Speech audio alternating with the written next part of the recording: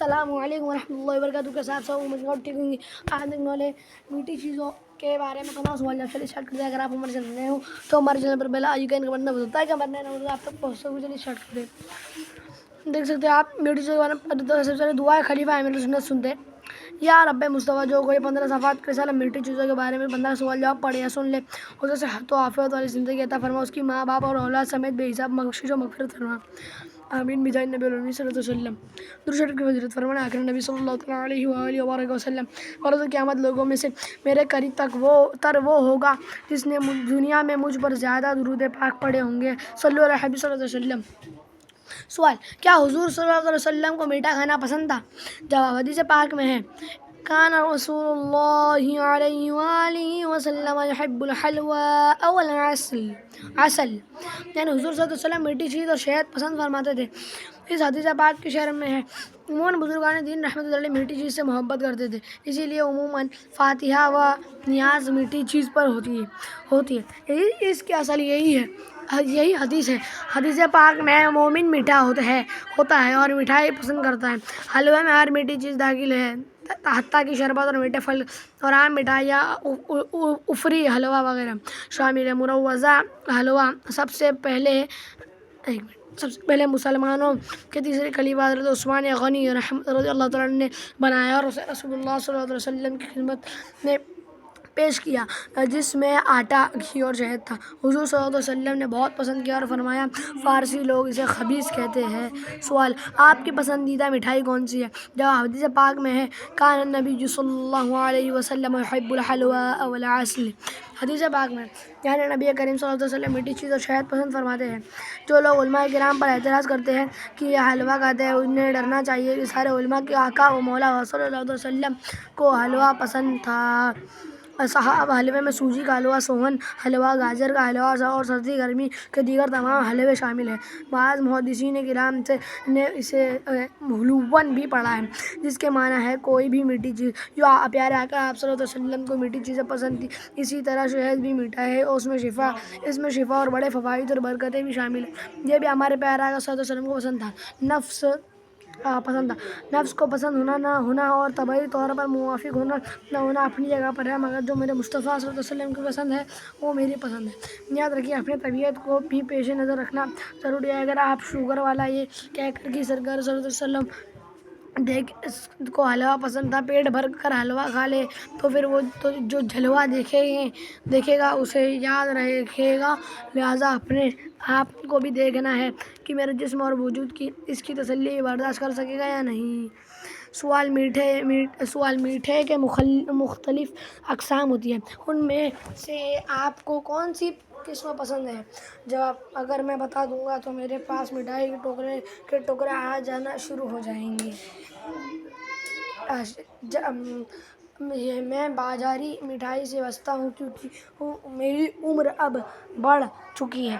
اگر کوئی کہے کہ سرکار صلی اللہ علیہ وسلم کو مٹھائی پسند تھی تو اس سے کہا جائے کہ کیا صرف مٹھائی پسند تھی یا کچھ اور بھی پسند تھا؟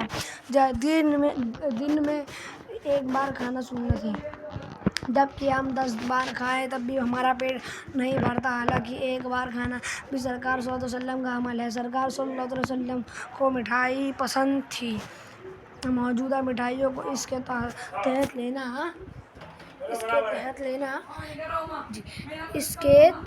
لینا ضروری نہیں ہے.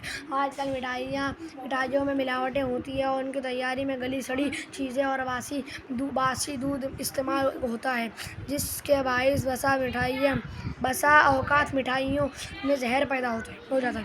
کھویا اس میں نمایاں ہے کہ غالباً سب سے زیادہ فوڈ پوائزن کھوئے سے ہوتا ہے. مجھے مٹھائی نہ بھیجی جائے اور اگر کوئی بھیج دے تو پھر مجھے کھانے میں احتیاط سے کام لینا چاہیے. صلی اللہ علیہ وسلم. دینی اور دنیاوی مشہور شخصیات کو محتاط رہنا چاہیے. دینی اور دنیاوی مشہور شخصیات کو خطرات لاحق ہوتے ہیں، لہٰذا ان کے لیے احتیاط اچھی ہے. قدرتی زبان کی کہاوت ہے چیتنا نر سدا سکھی، یعنی جو محتاط ہوتے ہیں وہ ہمیشہ سکھی رہتے ہیں.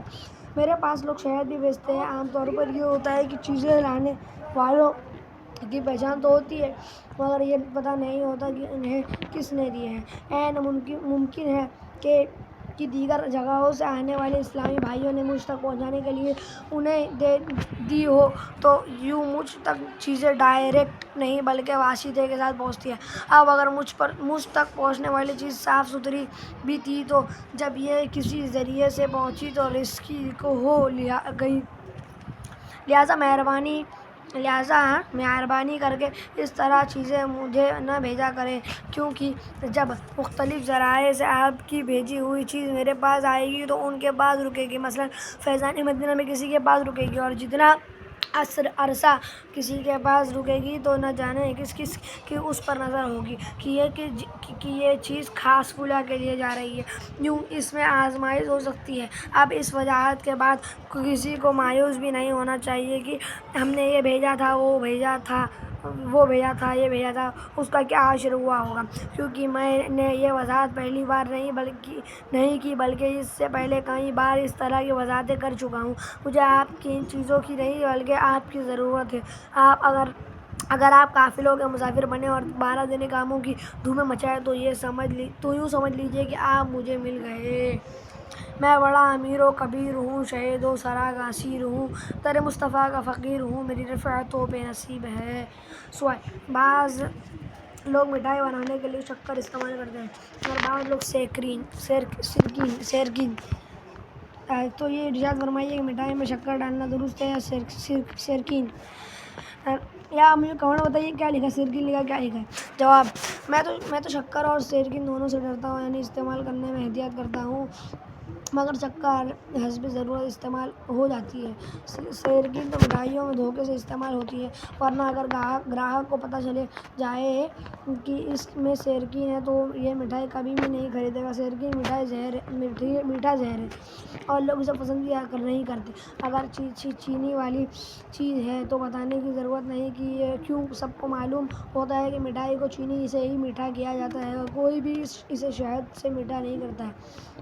اگر کسی کو شہد کی مٹھائی کہہ کر دی حالانکہ وہ چینی کی تھی تو جھوٹ بولنے کے سبب گنہگار ہوگا۔ البتہ واقعی شہد کی مٹھائی ہے تو آپ کہنے میں کوئی حرج نہیں۔ سوال: کیا دم کی ہوئی کھجور شوگر کا مریض کھا سکتا ہے؟ جواب: ظاہر ہے کہ شوگر کا مریض وہ کھجور کیسے کھا سکتا ہے، اس لیے اپنے طبیب سے مشورہ کر لیجیے۔ عموماً شوگر کے مریض کے لیے مٹھائی جلدی تبرک بن جاتی ہے، ایسے لوگ تبرک کے نام پر خود کو دھوکہ دے رہے ہوتے ہیں۔ ہدایت ویڈیو کو اچھی ہوگی، اگر اچھی لگے تو لائک سبسکرائب اینڈ شیئر ضرور کرنا۔ ہمارے چینل پر بیل آئیکن کو دبانا۔ انشاءاللہ کل ایک نئے ساتھ اللہ حافظ۔